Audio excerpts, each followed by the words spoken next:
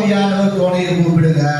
பிதாவின் ஆவியானவர் எப்பொழுதுமே நம்மளோடு கூட இருந்து நமக்கு போதிப்பார், நமக்கு நடத்துவார், சிந்திக்க வைப்பார். ஜெப ஆவியானவர், அந்த ஆவியானவர் நம்ம கூட கடந்து வரும்போது அவர் சகலத்தையும் பற்றி போதிப்பார். அது சத்தியமாக இருக்கிறது, அது பொய்யல்ல. அவர் என்ன விரும்புகிறாரோ அதையெல்லாம் நம்மளை கொண்டு செய்ய இருக்கிறாரு, வல்லவராக இருக்கிறார். அந்த வல்லவர்கிட்ட நம்ம என்ன செய்யணும்? ஒப்பு வந்துட்டா போதும். அதான் சொல்றாரு, எந்த சமயத்திலும் சகலவிதமான வேண்டுதலோடும் விண்ணப்பத்தோடும் ஆவியில ஜெபம் பண்ணணும்.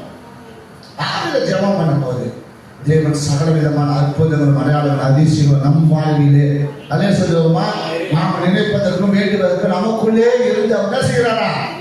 கிரியை செய்கிறார். நீங்க வாசிக்கும் போது அங்கே 3வது அதிகாரத்துல நான் வாசிக்கும் என்ன சொல்றேன்னா, நமக்குள்ளே கடைசி 2 வசனத்தை வாசிக்கும் பொழுது நமக்குள்ளே அவர் கிரியை செய்கிறவராக இருக்கிறார். நீ வேண்டும் போது, நீ விண்ணப்பம் பண்ணும் போது, நீ ஜெபிக்கும் பொழுது யாரா இருக்கிறார்? அவரு நமக்குள்ளே இருக்கிறார். நீங்கள் 3வது அதிகாரத்துல நீங்கள் 21வது வசனத்தை வாசிக்கிற பொழுது நாம் வேண்டிக் கொள்ளுகிறது நினைக்கிறதுக்கும் மிகவும் அதிகமாக நமக்குள்ளே கிரியை செய்ய வல்லவரின்படியே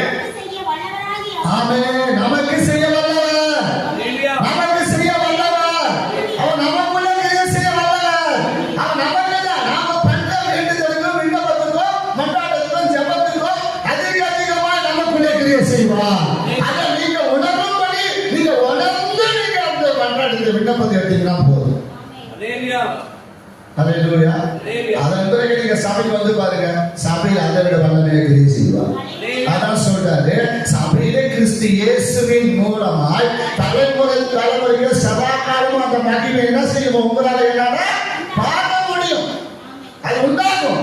அதை நாம் பிரியமானது அவ்வளவு வாஞ்சையோடு விருப்பத்தோடு நாம் கடந்து வருகின்ற போது அது உங்களால என்னாலும் பெற்றுக்கொள்ள முடியும். பல நேரத்துல நான் பிரியமான பாசமா குழுவுக்கு கேட்டாலே என்ன செய்வாங்க, ஃபேனை நிறுத்துவாங்க, ரொம்ப குழுது அப்படின்னாங்க. ஆனா நான் ஜெபிக்க உட்காந்துனா என் இடத்துல அனலாகிடுவோம். இதுக்கே நான் வந்து சட்டை போட மாட்டேன்.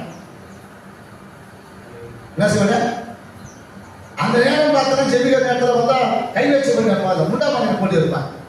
அப்ப இதுதான் எப்படி இருக்க பாருங்க, நல்ல குளிரும். ஆனா நான் இருக்கிற இடம் இன்னும் அக்னியா மாறிடும்.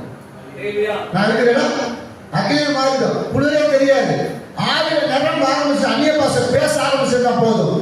அல்ல சொல்லுவோமா, 10 நிமிஷம் விடாம பேசிட்டே இருப்பான். அந்த இடம் அனலாகிடும். அதன் பிறகு எனக்கு ஜெபமே வேற விதமா போயிட்டே இருக்கும். அப்படியே தரிசனம் வந்துட்டே இருக்கும். அப்படியே அந்த குடும்பத்தை குறிச்சு என்ன செஞ்சே இருப்பான், கட்டில ஒட்டச்சிட்டே தலையில ஒட்டச்சிட்டே இருப்பான். அந்த நேரம்